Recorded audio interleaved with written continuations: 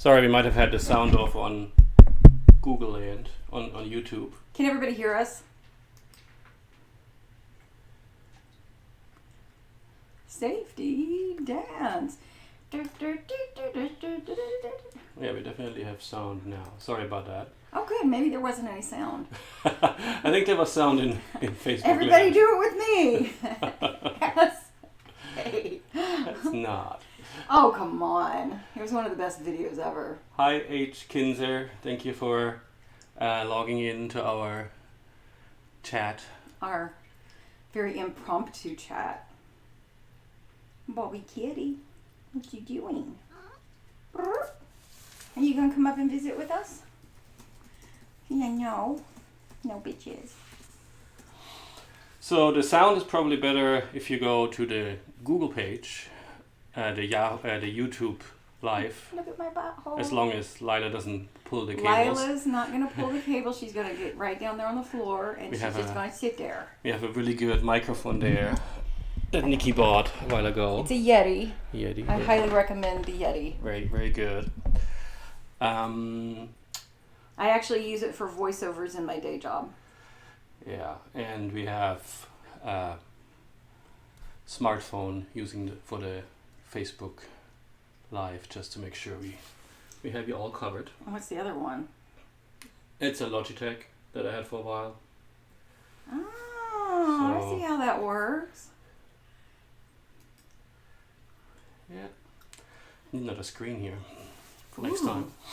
And you can see that I sent you some shoe links because that's important in these pandemic times that you have the right shoes. Yeah. Anyway, how's everybody doing? Fine. I hope be kind of creepy. We're doing fine. Yes. Good. Good. Hey, Chris. Thanks for joining. How you doing? Is that V. Chris? Chris Weaver. Oh, Chris Weaver. I don't know. I've heard a lot about Chris. Chris W. Hey, Robert. It's not Robert the Doll, though. From Florida. The scary movie? No, probably not. No. It's not that. No. Robert the Doll was the one that scared my daughter, though. We had been watching Sammy Terry. He had like a special on many years ago. Sammy Terry, like on your shirt? Yeah, like Sammy Terry. Woohoo, Sammy Terry. I get nothing from him but joy. Joy. I watched Coming to America, so be careful. Anyway, so we were watching, they were all in our bedroom, and we were all piled on the bed, and they watched his scary stories. Yes, many years ago. And then my daughter promptly went in her room and got all of the dolls out of her room and says, Mom, I do not want these anymore. And they slept in our room until we snored too hard that they went back to their own rooms. Yeah. That was Robert the Doll? That was Robert. Robert the Doll was one of the stories that he told, and Brittany was having none of it. And I was like, now you know why I don't like him either. No, senor. And then when we went to Lizzie Borden's house, I stayed in the room where Abby Borden got killed, and by myself because Michael was too much of a weenie. Just saying. The bed wasn't big enough. No, the bed was big enough. And there was a costume from the 1970s movie that Elizabeth Montgomery played Lizzie in. And I don't like mannequins either. It had no head, but it was just awesome. I kind of made a deal with myself that it was awesome that we had, a costume of hers in that room. And I didn't sleep anyway, so it wasn't any big deal. And there was plenty of room in that bed. Scott came in the next morning and got in bed with me. At the foot of the bed, right, as the gentleman he always is, and draped his blanket around, sitting very gingerly on the edge, and said, "How was your night?"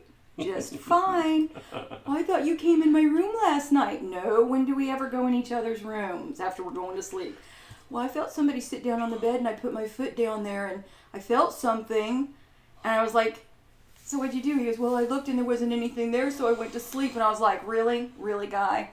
You're sleeping in Lizzie Borden's bedroom. You are a Lizzie fanatic, and you just go to sleep." Yeah. This is not the Morgan Freeman version of go the fuck to sleep. I mean, honestly, dude. And Scott, if you're on there, I love you, but... I think he's probably at work. So we were going to correct this problem of him going to sleep this year, but we have had to cancel our Lizzie Borden trip. We were going to take Lizzie Borden's Bed and Breakfast Part 2, and then we had Maplecroft for 2 nights. What is Maplecroft for people who don't know? Well, you're assuming everybody knows Lizzie. Well, so true. Not everybody does. So Lizzie was accused of killing her dad and her stepmother in 1892, and she was acquitted. And she and her sister Emma maybe they earned, I don't know.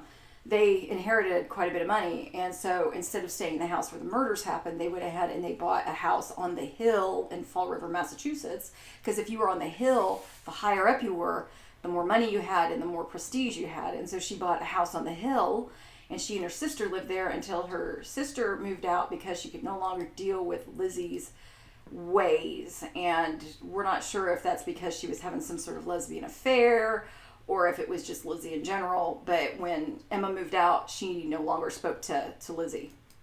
And Lizzie died later on in life, and just a few days later, her sister died as well. Really close together, yeah.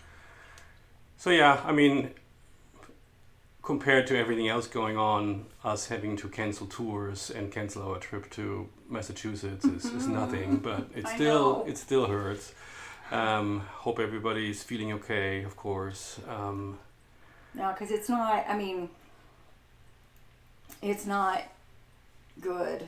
I mean, it's not as bad as it could be if you think of the pandemic of 1918, but, you know, there's been too many lives lost now, and, you know, all the people that are working on the front lines in the hospitals and you know, even your DoorDashers and your Instacart people, you know, I don't like to use the word hero, but they are so very important, and they are risking their lives. I mean, they don't know who they're dealing with. You know, they don't know who's touched that bag of oatmeal before they got there. And so we are very grateful. I'm having some lingering health issues, and so I have used Instacart quite a bit lately anyway. And I'm used to, you know, like getting it the same day, getting it like 3 hours later, and now it's like flexible. You might get it, you know, Monday through Friday or Monday through Sunday, or you might get it next week or next year or something. So, different times. Yeah, I played the percentages once, and I told Michael, I said, you know, just know that you're going to see these bills coming through on the bank account. And I went to 3 different groceries on Instacart and ordered practically the same thing at the very beginning of this, hoping that I would get something. And it actually worked out really well. There were very few repeats. And luckily, I don't have to do that anymore. But I'm very grateful for those things, and I hope you guys are all faring well. Do you want to say something else about Lizzie before we go too far away from the topic? Well, you know, they can always make comments about Lizzie if they want to know something or what have you. Yeah. You know, we should have Scott be the talker at some point. But we might have a special Lizzie chat one time with Scott online, so we can get him his input. So this winter, I have been working with an artist, the artist who did our first paranormal coloring book. I feel like Aunt B on the cooking show she did, if you guys remember that episode of Andy Griffith. But, you know, yeah, I have my spoons. But at any rate, I'm working with the same artist, and I've got an eclectic mix of coloring pages that I'm finishing up the text for, and it is a book all about Lizzie's story. So I haven't created the cover yet, but this will be the cover as soon as I put the words and stuff on it. And this is actually one of the pages that you can color inside the book, but this one's just colored because it's, you know, the cover. Hey, yeah. Brittany, thanks for joining. Yeah, thank you, Brittany. Brittany is my daughter, and she has something inside her that is the size of a lemon, or no, a lime this week. Next week's a lemon. She is just 12 weeks pregnant, and I'm excited. So this is another example of one of the pages from the coloring book. This is one where she sees her parents, or well, her dad and her stepmom's skull. So I'm really excited to have worked with the artist. I had sourced the artist through Fiverr, Fiverr, because I know what I like, but I'm not good enough to draw it. And I couldn't believe how young the artist was. The artist must have been like still in high school pretty much when they did my first one. And I was just really, we were chatting a little bit more this time around, and the person is Pakistani but lives in Germany, and he was saying that he was doing his arbitur, and I was like, oh my God, how old are you? Because that's, 18, 19. That's 18, 19 years old, and it's been, 2 or 3 years since I did the first one, and I was just like, you have an extreme talent for somebody so young, and for him to have been able to do that first one, it's like, whoa. So We'll let you know when we're ready to do a pre-sale for the new coloring book, the Lizzie Borden. And you're gonna, I don't know if you already said it, but you're gonna have some history on the back for each scene. Yeah, if you've seen our other coloring book, I put like the kind of a synopsis of the folklore behind it, and so this is really That's scary. We're talking about dolls. yeah, that's one of my favorite pictures in that one. This one? Yeah. That was one of the first ones that the artist had actually finished and said, "Is this kind of what you're looking for?" And I was like, "Yes, yes, it is."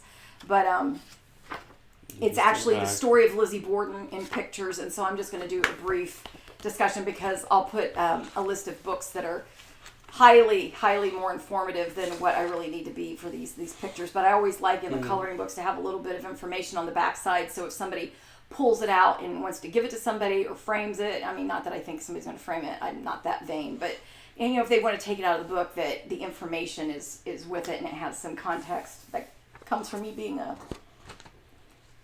adult educator. So Lizzie had an axe. she had an axe. Somebody had an axe. Some people disagree quite a bit on whether she had an axe. You never really weighed in. What do you think? I'm the Libra thing. I'm kind of on the fence. But she had such a good motive to be the independent woman that she wanted to be. And the order in how they were killed, first the stepmother and then the father, is just really suspicious to me. Yeah, so if you guys don't understand this, so if her dad had been killed first, all of the money and swag would have gone to Abby. And then if she killed Abby second, then all of the money and swag would have gone to whoever she had in her will, which was her family. And they would have completely missed out on everything. So killing Abby first was important in the scheme of things, if it was Lizzie, which I truly believe it was. I'm sorry, all the idea that, well, maybe Emma came back, or, all the people that were supposed to have been the shady people, it's like all of those were accounted for. And I don't think Lizzie was super duper smart. I think she played the percentages. I think she kind of weighed in on whether they were actually going to hang her, or maybe she was just narcissistic enough to think that she was just going to go home scot-free. Home free. So feel free to type any questions if you have any, either in the Facebook chat or in the Google. Yeah, because we really don't have an agenda. No, not really. No, we just thought that this would be fun because everybody's, at least we are, we're kind of, we're not giving tours right now, and, we have other things to do. I write and everything, but it's like, we can't go to the places that are haunted because, we can't, and it's a little bit sad, and it's like we're all jonesing to get out in the paranormal world. I've been going to cemeteries occasionally during my lunch break. I was thinking if the weather is nice enough, I was going to go to a cemetery one night, social distance, and tell some ghost stories in the Does that count? There's people there. Does that count as social distancing? Well, I think they're 6 feet or below. So. Oh, okay. So that there is that social distance there. I mean, that may be. I was saying the same thing about Riverside, not the Riverside, the Crown Land Cemetery in Noblesville. And David Hyatt reminded me that they didn't just have the Spanish flu there might be some cholera people too, so the 6 feet is really, really good to have there. Was he being facetious? He was being... He was being David. He was being David Hyatt. Okay. Good guy. So we're going to do some of that. We did hear some news about the Athenaeum. We had to cancel our May 2nd investigation there, but we just rescheduled it to May 30th because we were in town after all, since we didn't do the Lizzie trip. So they rescheduled it, and I think almost everybody was able to go to the new date, so that's pretty cool. So we're keeping our fingers crossed. Yeah, hoping that everything's gonna be fine. Hi Kathy, hi Sam, thanks for joining. Hi Andrea. So that's gonna be May 30th, and we got some news from the Athenaeum people too that were pretty exciting. We kind of asked them, hey, how are things going in the building, because it's pretty empty. The Ratskeller, I think, does take out food, but pretty much everything else is closed in there, even the coffee shop, which is sad. That's a shanda. But they have a second location, so they have coffee there. I forget what the name is. And I have really good tea, guys. This is Irani tea from MCL. No, we're not getting a kickback. I just like it. So anyway, I was emailing with Craig from the Athenaeum, and he mentioned that they are, they feel like the ghosts are happy. I don't know if they're happy. He said probably because there's less traffic in there. They don't get bothered so much, maybe. But they seem to still be active, it seems, because he noticed they were happy. But he also said they were gonna set up webcams so people can look for their ghosts 24/7, maybe. Kind of like the Willard Library, if you guys have ever looked for the Gray Lady. So I'm hoping he puts one at least in the grandma's closet upstairs on the fourth floor, which has been so active. I wish that he would put one in someplace in the Y, or in, is it the Wilkie room, or the one across where Dr. Kanabe used to have her office? Yeah, we'll see where they're going to put them, but definitely looking forward to... Or the Damenverein. Damenverein would be nice, yeah. Or the ballroom. There's just so many places in there that it's just good. Yeah, can't wait to go back there. And we had to cancel our Hamilton County, old Hamilton County jail, the Hamilton County Historical Society ghost hunt, which was sad as well. John, what did you mean about will they darken the building more? You mean during investigations? It was pretty dark normally. In most of the places where people, unless you're talking about something specific, in most of the places the lights are out. From the, you said the yoga room.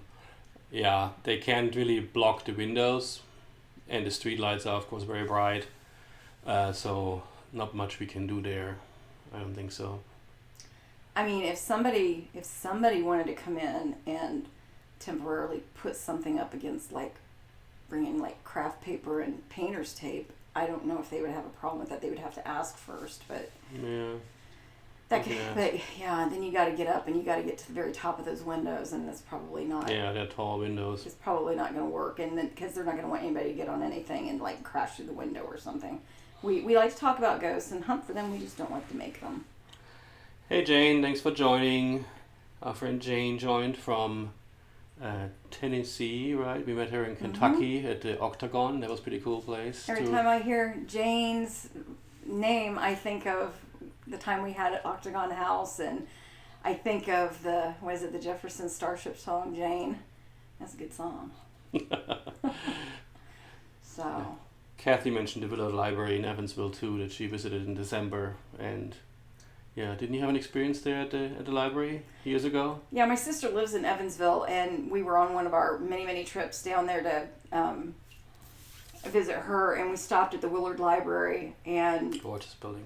We didn't go on a ghost hunt. I don't even know if they were doing ghost hunts at that point. I think they weren't, but or maybe they had just started. But at any rate, I know this sounds really weird, but we had gone down to the children's section, and she and I both felt something, but we both went to the bathroom at the same time, and we were in separate stalls, and I heard her go out, and she was chit-chatting. She said, I'm going to go out in the hallway and wait for you, and I said, sure, and I heard her leave, and then all of a sudden there was a pair of feet next to me in one of the stalls, and I was like, that ain't right.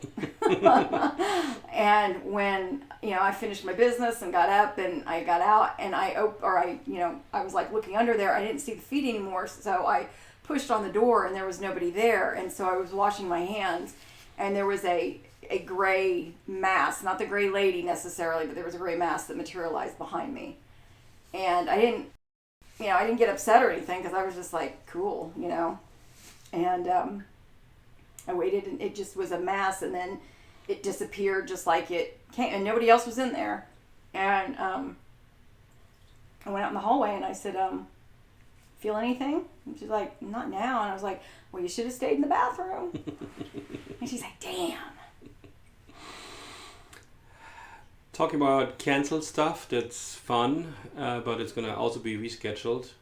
Tomorrow we would have been normally on the State Fairgrounds for the Oddities and Curiosities. Yes. If you guys have never been, because it was the first time in Indianapolis last year, it was packed. We had so much fun, and we were so lucky because a lot of our friends just, they heard about it, they wanted to come out and everything, and we hardly had time to say hello to people. And my son even deigned to come by, and he's not into the paranormal, and we were just kind of like, hi, and it was just so full of people. But I will say, and I hope that they keep it this way, even though it was so full of people, there was still plenty of room to walk in the aisles. They had set it up so that there was plenty of room to walk in the aisles for the vendors. You could drive your car in, set up, drive your car in, and break down. And I think we were probably the most vanilla people there. We didn't wear black. Just about everybody else was wearing black. And we met some kindred spirits because I have a child's coffin that I took with me. And there were some other people that were taking coffins and things like that. We all loved our coffins, and one guy wanted to buy mine, and his wife said, now, honey, it wasn't the price. She said, now, honey, you already have 7 at home. And so he kind of had to let it go. Not that I wanted to sell it, but mine is actually, like I said, a child's coffin from the 1860s. It is only 17 inches wide, and it has the glass viewing window up at the front. It still has the original paper lining, and then it has the neck piece that has straw in it to support the neck. And it's beautiful. It's not ornate, but it's beautiful. The handles are gorgeous. And they would have put the child in the coffin, and then they would have buried the child in something cheaper. I promised, and one of my friends, Rich, gets upset at me, but I promised the spirits that are attached to it that I would not do anything funky with it, like put a skeleton inside or anything like that. And interestingly enough, I don't know if you guys know this or not, but some of those coffins are not easy to get open. It isn't like you can just open it up. These are actually, there's actually big screws in there, like nails, not the screws, but they're like big, and that's how it's like nailed shut. And it was originally that way, so it's a lot of work to put something in there, take it out. I have never opened it myself. When I got it from a antique dealer who knew that I was into that funky stuff, and he called me when he was in Tennessee and said, hey, I'm in the barn of a funeral director, and he's got a really old coffin in here. Do you want it? And at the time we couldn't afford it. And he said, if you're not going to take it, I'm not going to bring it home. But he did anyway. And he caught me, a few weeks later, and he's like, I still got that coffin. And I bought it, and it's beautiful. It's a nice prop, but it's also equally a nice piece of history. And I don't know how many people, depending on the venue, some of the guys will come up mostly and say, oh my goodness, look at that craftsmanship. They're not in there about the ghost, they're in there about the craftsmanship of the coffin, which is cool too. But I've never had anybody get mad at me for using that as a prop. At least not at the venues we've been to. No, I was called a whore at one of the venues though, when I was dressed up for Halloween as a saloon girl, and I had on a leather bustier. Different story. Yeah. I'm still totally into this thing. I'm just looking at my phone because our laptop was being a little funky with the stream for Facebook, so I didn't want to bother it. So I'm looking at what you guys type on my phone now, so our laptop doesn't give up. That'd be your laptop. Yeah. The Oddities and Curiosities show for Indianapolis was rescheduled to September 26 or 7, whatever the Saturday is that weekend. Mm-hmm. And then we're also going to the one in Columbus, Ohio. Which is also December 12th. Yeah, it's rescheduled from May to December 12th. And the only reason I know that is because I had to get a new sales tax thingy from them. Mm-hmm. Rules. So that's going to be interesting for those of you in Ohio. I know there was at least one joining us. Thank you so much. Yay for Ohio! Yeah. Except Cleveland Clinic. Yeah, no. Yeah, that's a different story. We're not going there today. Yeah. Do you want to talk about books for a minute? Just like at the Curiosities and Oddities show, we would tell people what books we have. Well, gosh, you were in charge of that. You were like Well, talking last about year. the books, and I was talking about the coffin and signing books and selling Ouija boards and generally telling people, get your hands off my coffin unless you're buying it. So, or I can. I don't have our oldest book here. Not everybody has it already. The Haunted Wow. Backroads, Ghost of Central Indiana, and other story kind of thing. Yeah, don't have that one there. But Michael's had a hard day. yeah, it's been a hard day. Here's one that is kind of good to talk about since It's we a are hard knock. Okay. since we are in this In city. this city. Jefferson Airplane, Jefferson Starship, we built this city. Oh my goodness. I'm like Random. on it today. All right. This is Ghosts of Westfield. This one's been out for a few years, but this is where we live. And so this is a collection of a lot of true ghost stories. Always. We have, if I can get this open without jacking it all up. So and some of these have pictures that go with the context of the story, and some of them don't. These are longer stories. I do have a section in most of my books in the back that are like, because I wanted, maybe I'm OCD on this, but I want to collect everything, and so I have like spirited shorts. So I talk about stories that are, there really isn't a whole lot to say because we either haven't been able to investigate the place or the place is gone and there's no way to investigate it anymore. But these all have a little bit of history with it, and they all have a lot of hauntings and Pictures. and lots of pictures. And some of the pictures have ghosts in them and some of them don't. But that's what this book is. This is The Ghosts of Madison County. This is where I grew up. So it has stories about Madison County, like Anderson, Chesterfield, all of that good stuff. And maybe you didn't have the other one.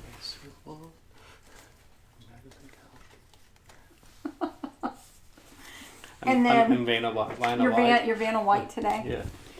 And then we also have Haunted Indiana, which is the Encyclopedia of Haunted Indiana. It touches every county. It's set up by county. And these are smaller stories, no pictures, because it's like a 200 or 477 page book. But these are meant for you to use as a travel book and go to these places when you're traveling in Indiana and Travel, say, social distance right yeah, now. yeah. And, well, you could do drive-bys. Mm-hmm. Drive-bys are good. You could do drive-bys. And we say in the very beginning, do not trespass. So we have the Encyclopedia of Haunted Indiana, and a lot of people said, hey, never going to go to the north, south, or central, so could you break it up? And so I also have north, central, and southern Indiana. And I think that one's the northern one. And so these books are this book broken up into sections. So if you're interested in buying just a smaller one, be sure to ask or look online as to which counties are included in which book, because my idea of central may not be your idea of central or southern or northern. So I think my sense comes from the way that they used to do it when we were talking about bad weather. So not the most scientific, but that's that. I'll give these back to you. And then I have a book about my favorite ghost and my obsession, Dr. Helene Elise Hermine Knabe. She's a ghost on her Chatham Arch tour, and she was a doctor in Indianapolis in the early 1900s. There's a picture of her on the back. And she moved to Indiana from Germany to be a doctor in 1896 because she was a woman and because she had a vajayjay, she couldn't be a doctor. And so she came here and learned English well enough in 4 years that she enrolled in the medical college. And this book goes into what she had to do to become a doctor and her life. And this is actually my proof copy. So you get to see all of my lines and everything in here. I'm sorry, I didn't know I had Yeah. a proof copy. That's okay. It's a proof copy. Happens. And it is actually, wow. It's got a lot of pictures in it as well. And so it talks about her life, talks about becoming a doctor and what she did after that and how she impacted Indiana, because I thought that was very interesting. But it also talks about her death. She is an unsolved murder in Indiana. There were 2 men indicted and one was tried and nobody was convicted. So there's that bit too. It's got a little bit of everything.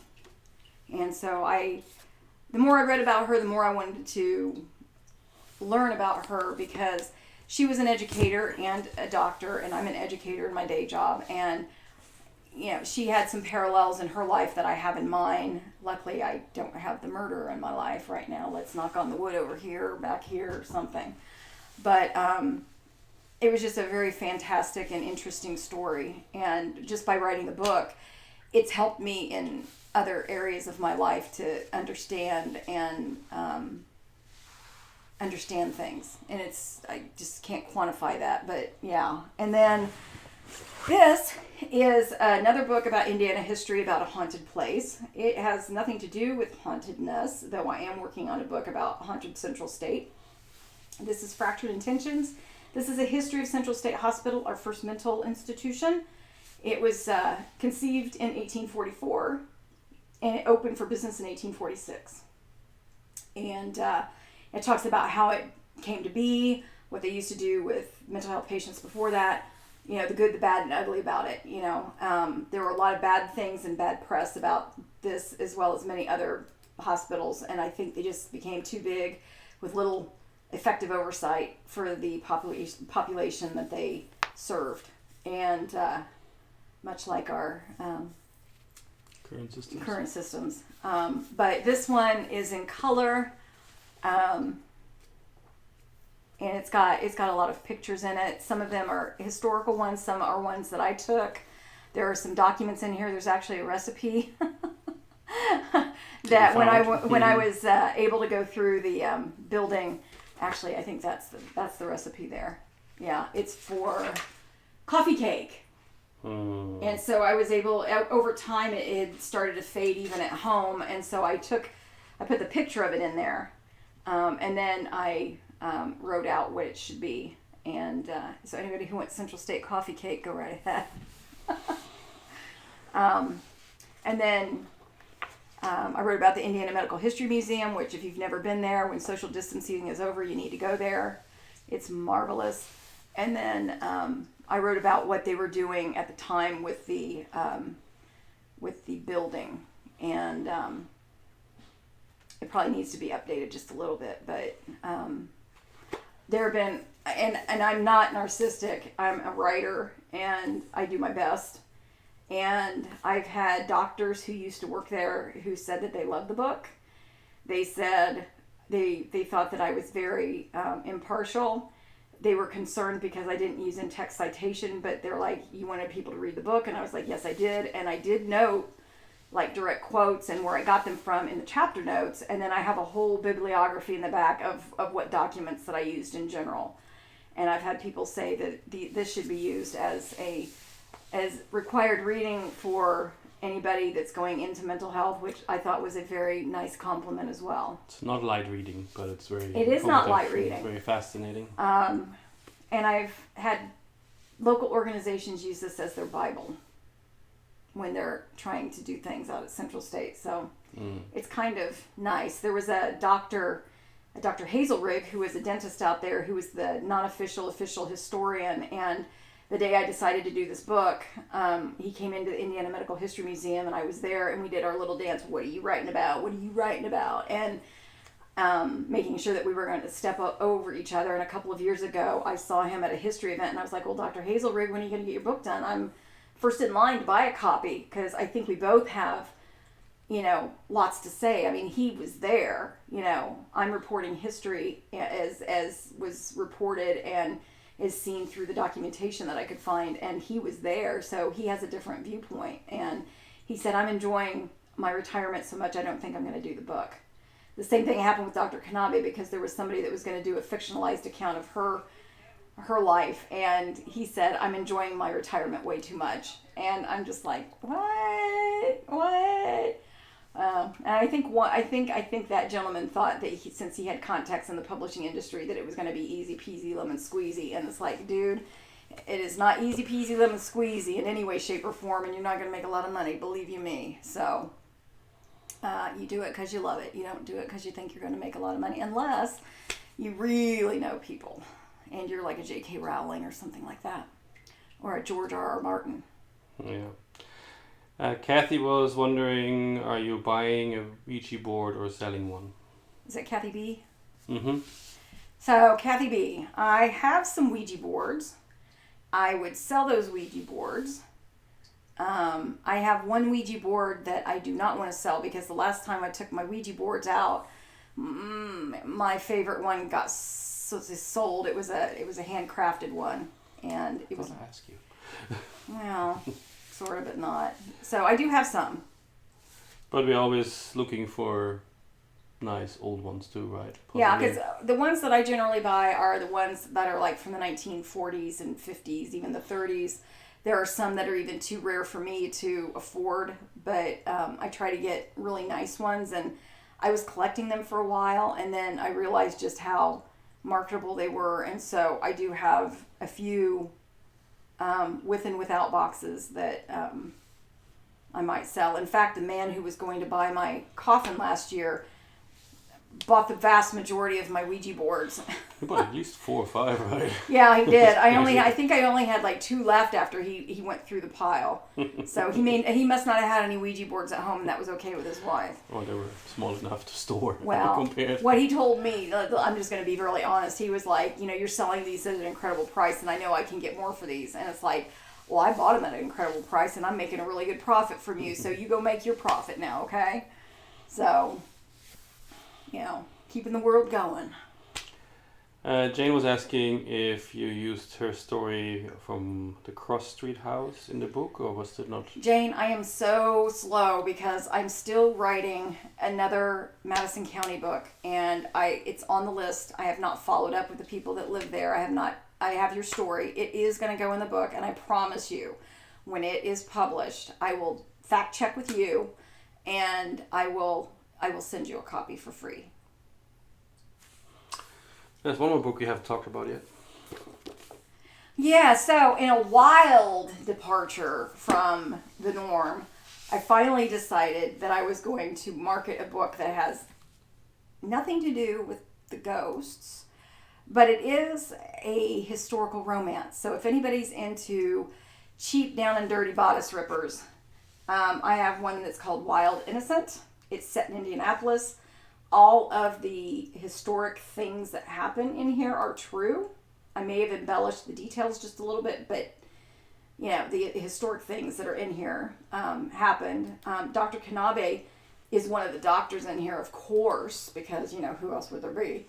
But it is all about a woman who is supposed to inherit her mom and dad's estate, and turns out it's not quite the case. And the person that is her nemesis is the person who is put in charge of it until she either gets married or everything gets sent to charity. So there's this whole dichotomy of, oh my God, I have to work with this person, and it's like, how dare my parents, make a condition that I have to get married. So yeah. And I want to give a shout out. There was a gentleman named Ryan Richmond who was a student at the Heron School of Art. He did get paid for this cover, but he was the one that made this cover because when I went to look for stock photos and stuff like that, I couldn't find what I really wanted. And I could have recreated it with a couple of friends, younger friends, beautiful friends. But by the time you find the horse, you find the venue and all of that, I don't think that it would have been worth my time to have done it. So I saw his aesthetic and I loved it. And his, to his credit, his professor was like, well, now I know all about these opportunities, and he's got to get paid for it. I was like, of course, I'm a writer. We always get raped. So I said, of course, and we haggled over the price a little bit, and I don't know how this man made money, but because he did, I told him, I said, I do Alpha Beta Gold, give me your concepts, we'll whirl it into one. On the beta, I'll say, what needs to be changed, and on the gold there should just be little tweaks. And he did such an awesome job. He was on point. I've worked with artists before, and I just, oh my God, I'm just gonna go on a little rant here, you guys. I hate artists and their craft, and it's art. Oh God. Okay, whatever. It's a product. All right. I write because I enjoy it, but it's also a product. Eventually, you got to cut the cord, and sometimes it takes years. oh my God, for the first coloring book we did, I had somebody lined up to do it, and before this one, and he dawdled around for 3 months, and then he goes, I'm just not feeling it. And I was like, really?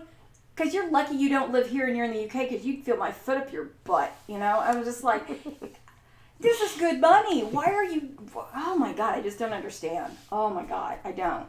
I understand, there are days when it's hard to write because Everybody has that. I never have writer's block, but there are just days where it's kind of like you got your mind on other things, but it's just like, dude, really? So this guy, he was one of the best artists that I've ever worked with, and I adored all of his concepts, and I actually bought some of his conceptual drawings because I just like them so much. And so I think he and his wife are both artists, so kudos to him. He did a fantastic job, and he took my criticism really well. And I think the only criticism, and he was very good, because he said, well, I said, I want this to be a scene from the book. And he goes, well, can I read the scene? And I was just like, oh, well. And as a writer, it's kind of like, I don't want anybody to see it until it's right. But I just said, okay, it's a rough draft. And he was like, well, this doesn't give me a sense of his looks and everything. And I was like, well, dark hair, and, I don't want him to be too muscular. I don't want her to be too busty, I don't want that. They're beautiful. These characters right here are just absolutely gorgeous. And I don't know if I'm going to do this justice by bringing this up to any of these. Yeah, people can see pretty good. I don't know if there's a lag, and I don't know. But this is just, it's a beautiful, beautiful thing. You can see it on our website, pretty good too.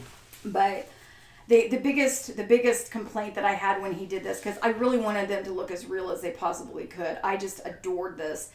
At one point, her calf was like twice the size of her thigh, and I was like, "Can we get that evened out just a little bit?" And here comes the mommy to be. She's gonna stay off camera because she's not happy with her appearance today. You want to say hi? Hey everyone. Yeah, so mommy's sitting over there on the guest bed. So. I just took a picture of Lila and posted it so people could see how interested she is in our chair. Oh, now she's being cute over there. Wow. She's like, man, could you fix this pillow so it's not like I'm about to fall off the bed? Jesus. Yeah. But yeah. Oh yeah, people could see pretty good. Good. Yeah. So. But yeah, and we are currently working on the coloring book, like Michael said. And he and I are collaborating on a book, and I'm working on the Madison County book, and the Central State book. So it just takes time to get these done, and sometimes you have to put one aside to work on another one. And ladies and gentlemen, I am extremely close. I'm putting the finishing touches on a horror book set in Indiana. It's called Silent Night. So be looking for that in the near future. So, yeah. Any other questions? Anybody have anything? You have any questions, Brittany? When's this baby coming out? He's as big as a lime. She's having a little bit of a hard time because pregnancy does funky things, and she didn't have a lot of morning sickness, but she's having problems eating warm things. So she's drinking a lot of milk, eating a lot of frosted mini wheats, and cold chicken. Might have to steal some here shortly. So, but it's awesome. And she's got a little baby tummy. Sorry. Anything else you want to talk about today? Don't you want to talk about some more ghosts or something? Well, does anybody have any questions? Are you guys just here to listen to us? Do I need to get up and do the safety dance with Thriller or something? We don't have a stage, sorry. We didn't have the room for stage.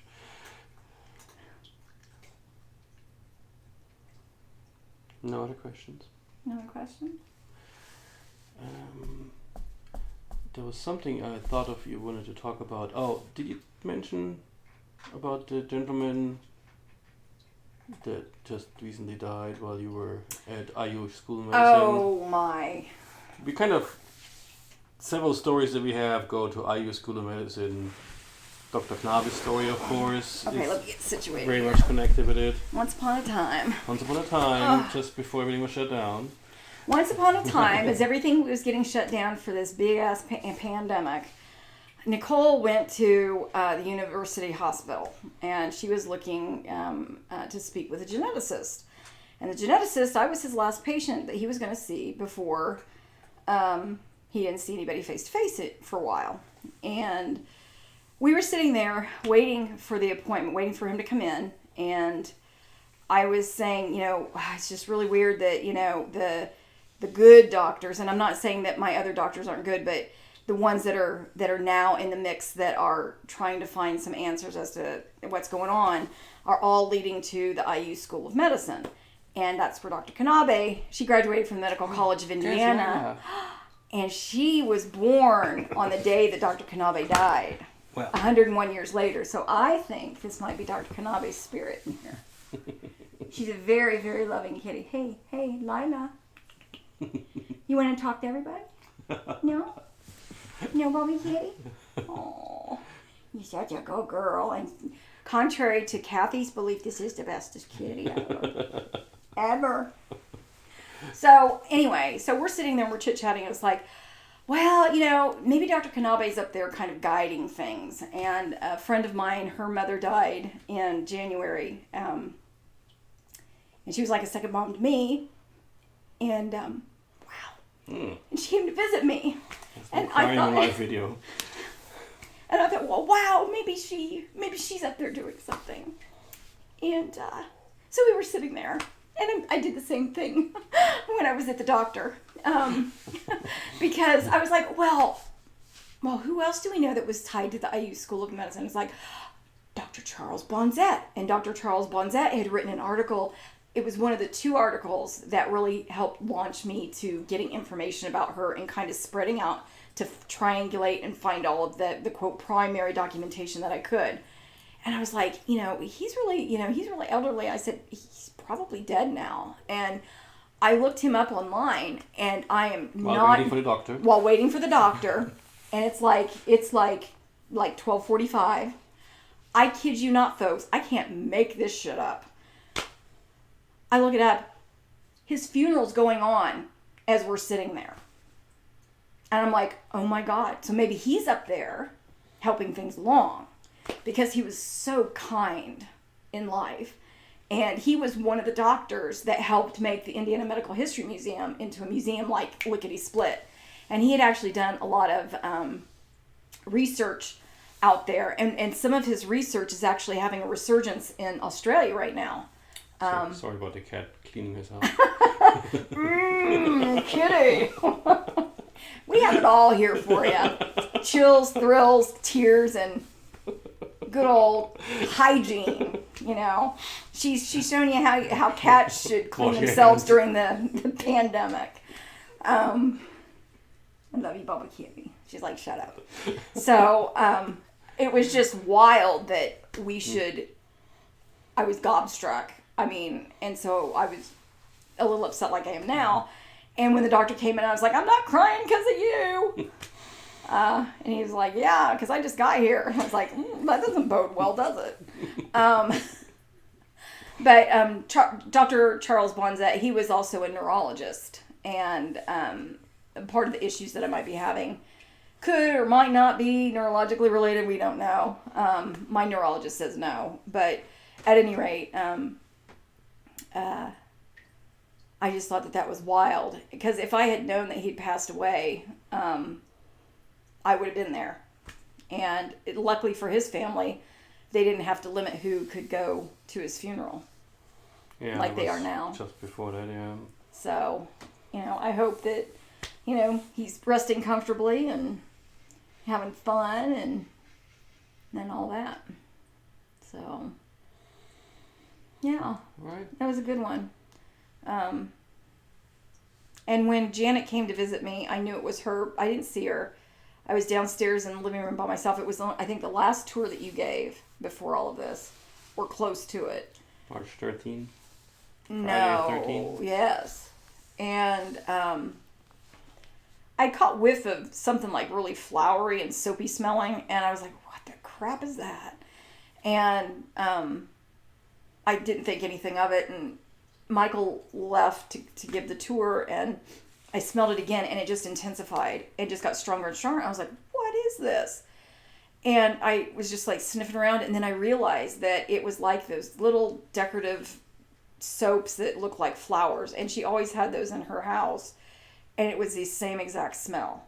And so I chit-chatted with her, and then I messaged her daughter, my friend, and some of the other family who had really kind of, they're friends, and said, hey, don't want to offend anybody here, but Janet just came to visit.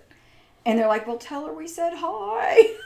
I'm just like, oh my God, this is why, we're friends. And I have to say that technically I'm related to this woman because I stayed with her part of the time when I was in high school, because I went to a Catholic school that was outside of my city, and we found out that we were related by marriage. And so I'm actually related, my friend's mom, I'm actually related to these people. So, but I just call them my friends because it doesn't matter. They're friends, they're family anyway. So, yeah. You got anything good going on? You had any experiences?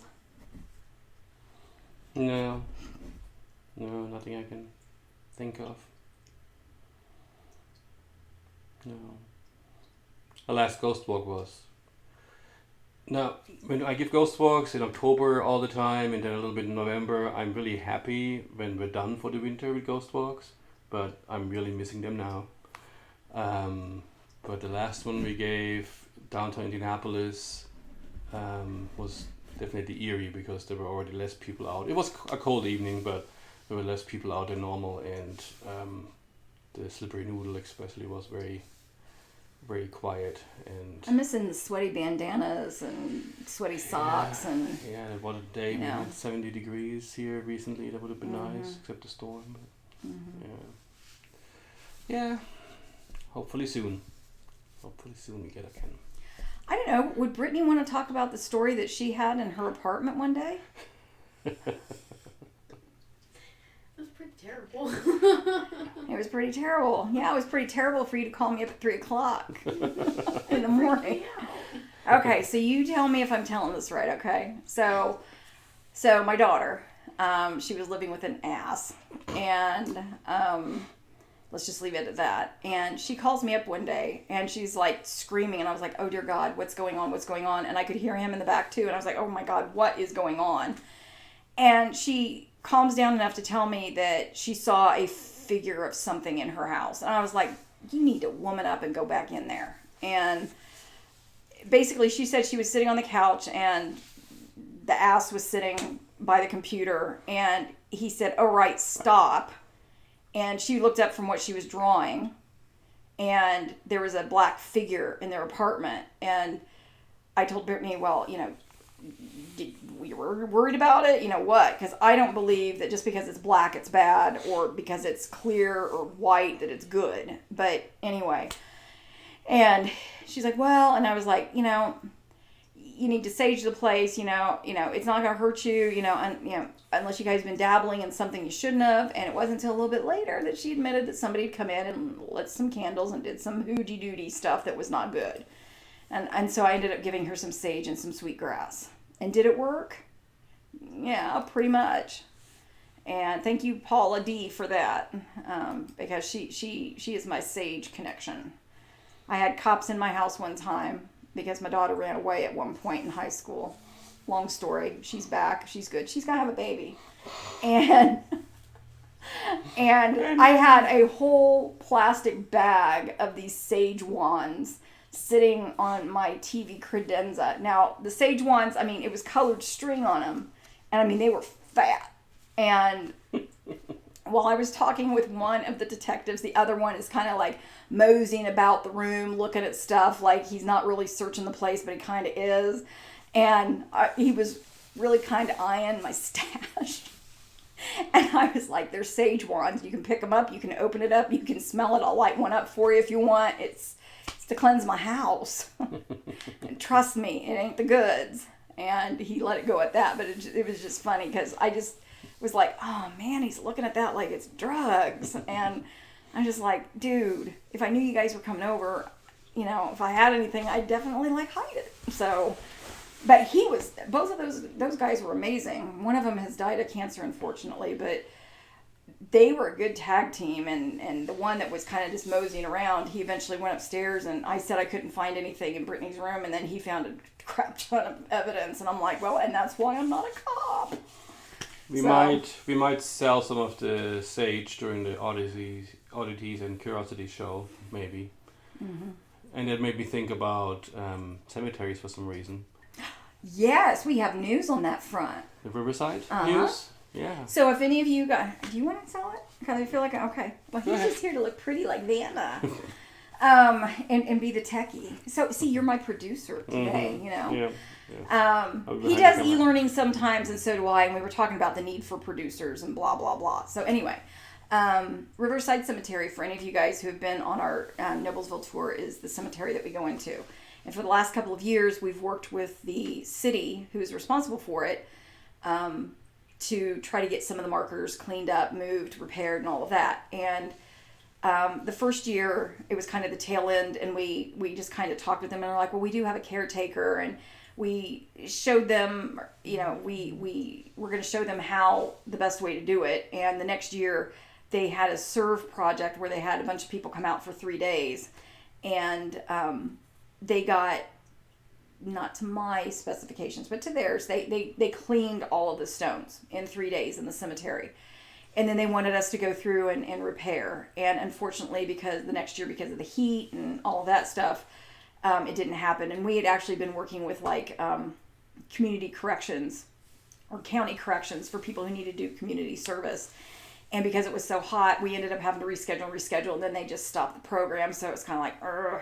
So that's not all bad, because they were actually able to find money in the budget, and they hired some people, because our Indiana Cemetery Works is really for education. We're not supposed to be there for long-term maintenance, because we realize that there's only so many of us, and you know, educating people do it is good. And so what they did was they actually went out and they found a good set of people, professionals, to come in. Stone huggers, I think. Yeah. They called it. Mm-hmm. And they've been working on the cemetery, and we're so excited because, again, any of you that have been on our tour, when we talk about the white lady, her stone, I don't think has been cleaned yet, but her son's that was broken, they have repaired it.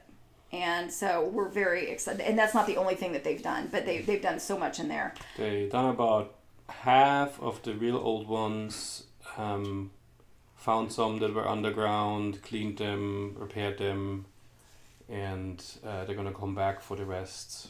I think it was next year or later this year, one of the two things. So it's definitely worth a visit to go out there, always, because it's a beautiful cemetery, but to have a look at the nice clean markers, you can read a lot more. We were working with the county clerk.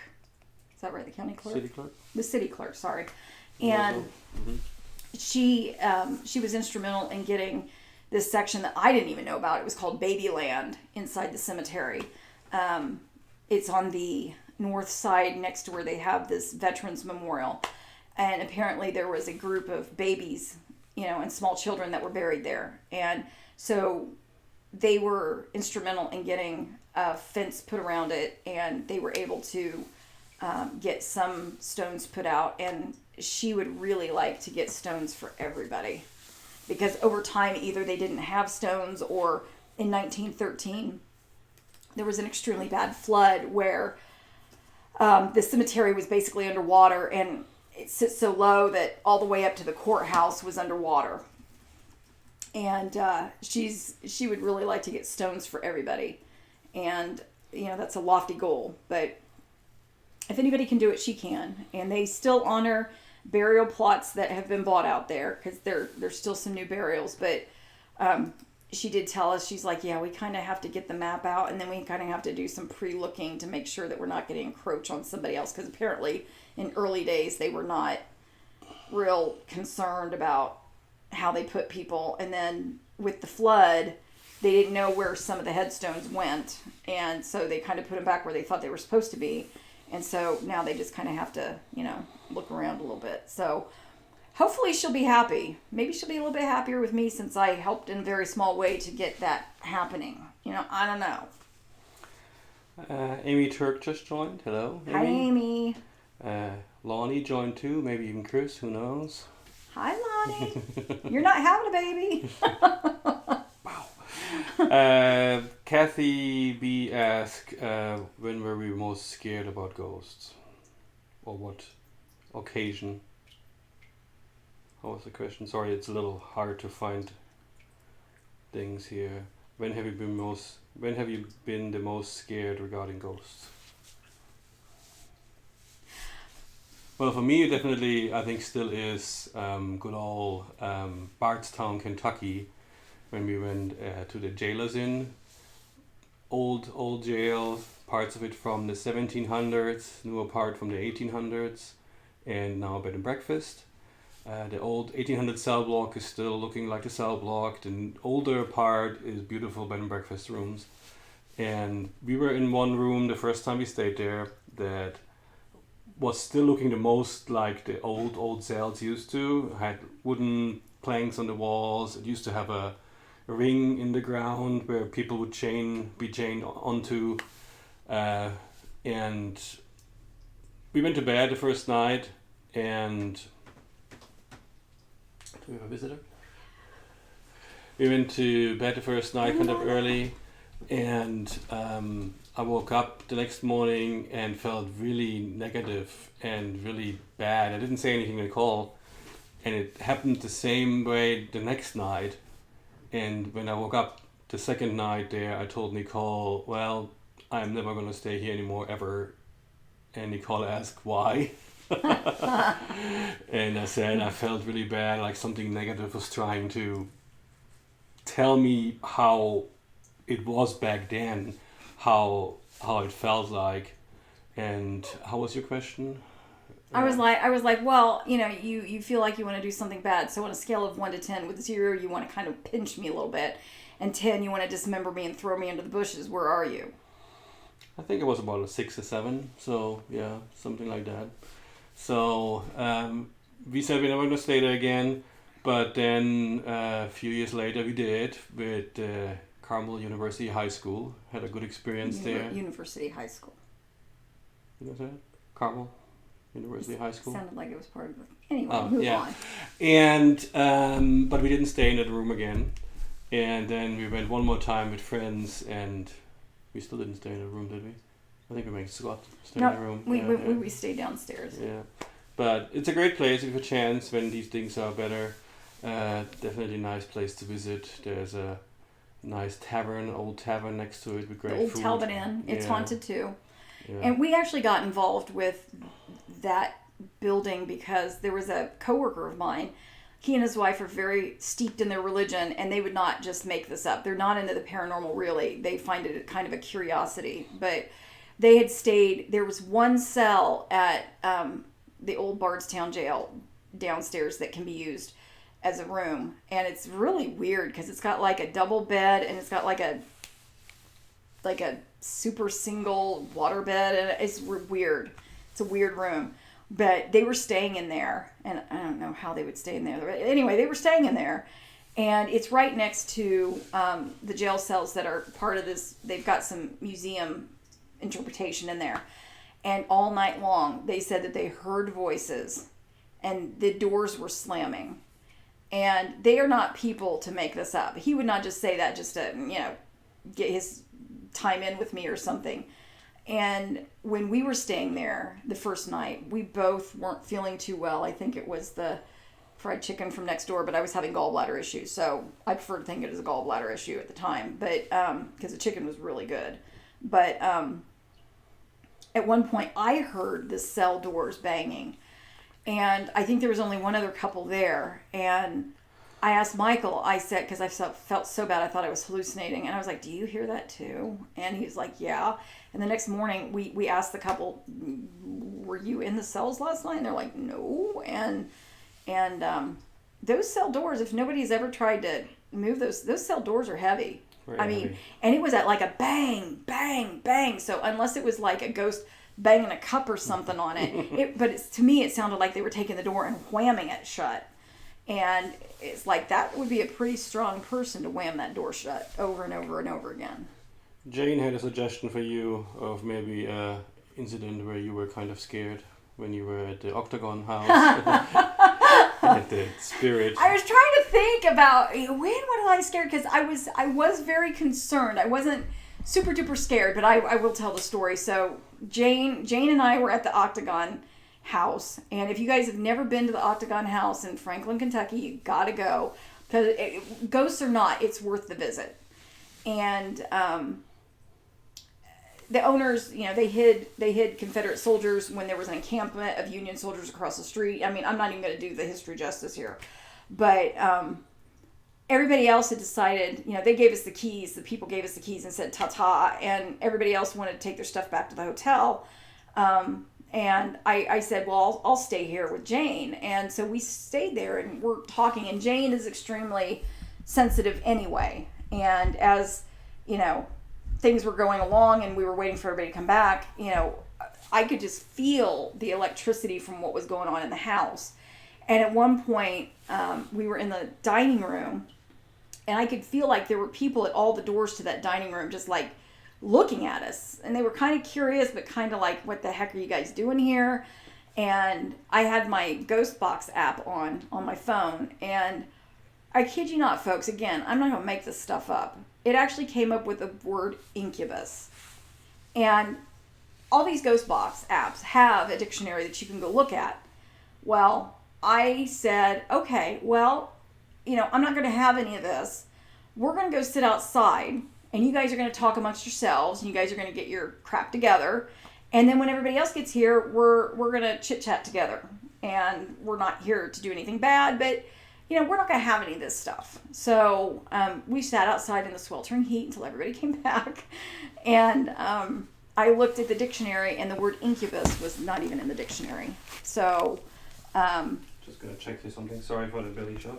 so it was kind of interesting to see that happen, because that's not something that I would have predicted. So Just want to make sure it's still running. I was very uncomfortable with that. I was more uncomfortable when we went to a house in New Albany, Indiana, and it had nothing to do with the ghosts. It had everything to do with the power of suggestion. So this house was a Colbert house. So there's the Culbertson Mansion that is a state historic site. And the man who built that, Mr. Culbertson, built this house that is a replica of his house for women who were widows of riverboat captains and wars and things like that. And these two gentlemen bought it, and they were turning it into a bed and breakfast, but they weren't officially open. And so they let us have the run of the house, because they said that they had seen the previous owner, Roberta, sitting on the second floor veranda. And, we were excited, and we took the prettiest room. Of course, it was up on the third floor. There's no elevator. Third floor. And this house was interesting in a lot of respects, but Mr. Culbertson had made the rise and tread of the stairs easier for little old ladies. So it wasn't quite as tall as a normal step, so that they could get up the steps and down the steps a little bit better. And they also had a bell system to let them know when it was time for chow. And so we dragged our stuff upstairs, and the two guys said, well, we've got to go out for a few things, but we'll be back shortly. And they had made us, in just 10 minutes, seem like we were like friends, and we had been friends forever. And so we felt so incredibly comfortable in that house. And so we took everything upstairs, and we're looking around, and it's just a gorgeous room. It has a 4-poster bed, and it has this beautiful bathroom. It even had a bidet. And we're like playing with the bidet, and we accidentally, flipped it up too high and everything, but we won't talk about that. But at any rate, we go back into the bedroom, and I hear some water, and Michael's like, oh, it's probably just the ice maker. I go back into the bathroom, and the water is on in the sink. And that was a bit freaky, so it was fun. And so we started taking pictures, and there were some orbs in our bedroom, and we're like, okay, you guys got to hold still for a few minutes. And about that time, we heard like a doorbell or something. So run down the stairs, and I get to the door, and there's like nobody there. And then I swear, out of the blue, there's this guy that looks like the minister from Poltergeist, though he was a little thicker. And he was about ready to leave, and he turns around, because I didn't see him like walking away from the door or anything. He turns around, and he comes back. And I recognize him because he actually owns a bed and breakfast in the area too. One that Michael and I were going to go to, but thank God we didn't. And he was like trying to look in, and I'm like, trying to keep him out. And I was like, well, we'll let him know that you stopped by. And that was that. And then we went back upstairs. We left him a little note. We went back upstairs, and we hear another bell. And we get downstairs thinking like it's a phone or something. There's nobody at the phone. There's nobody at the door. And we go back upstairs again. And I mean, 3 friggin' flights. And, I was like 200 pounds heavier. So I was just like, oh my God. So we hear another bell. And this one's different.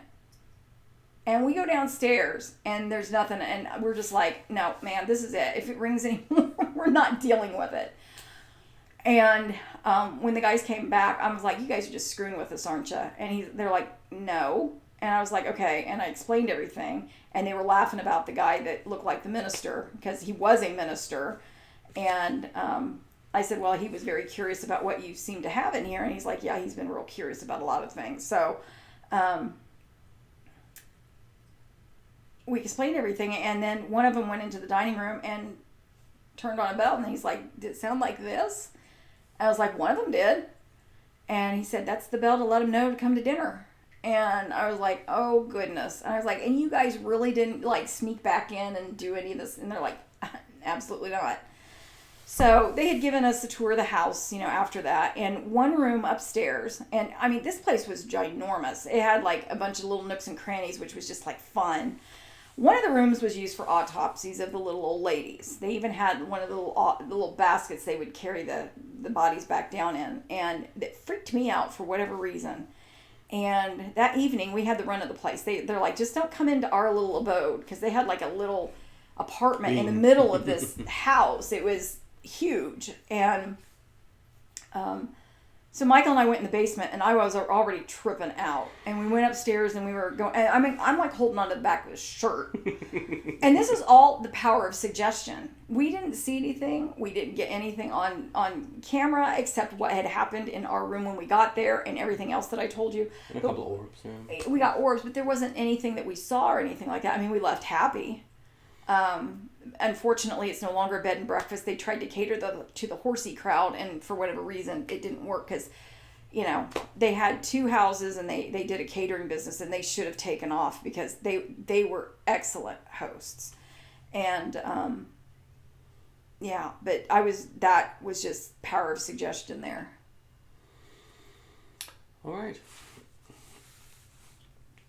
I don't see any other questions, although Facebook might be a little funky and it showed me everything. It's totally in no order whatsoever. So you can always message us if you have any questions. I forgot to mention, for those who are interested, and I'm gonna send a message out too. Because we can't sell our books at the Curiosities and Oddities show, we do have a sale going on if you're interested. 30 in 2020 is the coupon code that you can enter, and you get 30% off any books that we have in our online store right now. So check that out, send a message to in a little bit, and I don't know. It's been And over if you want it signed, I will be more than happy to sign it for you. Or I can keep my social distance for that.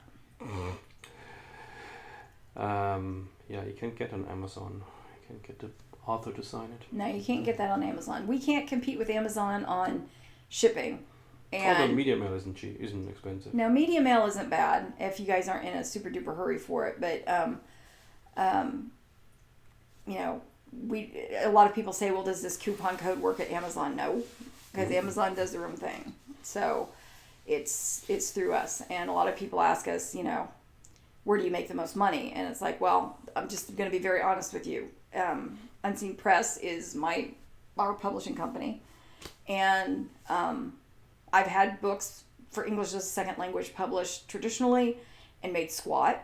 And I make more money doing it this way. And I'm very grateful that I have the opportunity to do it.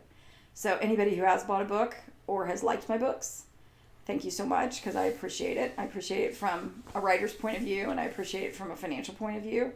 And it makes me happy that you guys enjoy the books. We need the money to buy toys for the cat, for the Lila cat, and blankets for her. And yeah, so we make more money if you do it through our store because we get to keep the money. Otherwise, on Amazon, it's a 60-40 split. 60 for them, expenses. 40 for us. And anytime you see a book there cheaper than what it is on our website, they can arbitrarily do that. I still get a 60-40 split on the list price, but we have no control over what they sell it at. So the mystique is gone now. Okay. It's 10:17, so we said we're going to be on for an hour, and it's more than an hour. So Yeah. I think So we should if you probably say guys, goodnight. one more thing, if you guys Yes. have any ideas for things, we're probably going to do this next week for the duration. We haven't decided or talked about it, but Yeah, sure, we why are. not? Yeah, we are. Apparently we are. Maybe we'll go Saturday next week. We'll see. Yeah, it really depends. Let us know what day you would prefer. Friday, Saturday. Come on, nobody's working. Well, some people are. But, and if a time is better, let us know. And, because, 9 o'clock seems pretty good. But, whatevs. I got nothing. I got no skin in the game. I'll do it whenever. I'll do it at 3 o'clock in the morning if you want. With the battery we have, we could even do this from the cemetery. Let us know if you want us to do it from the cemetery next week. We can go sit out in the cemetery as long as it's not raining and it's not butt cold. Yeah. So. We'll see. We'll talk about it. Thank you so much for coming, being online with us for a little bit. We had a social distancing, but we had a social time. Yes, that was good. Thank you so much. See you later. Bye.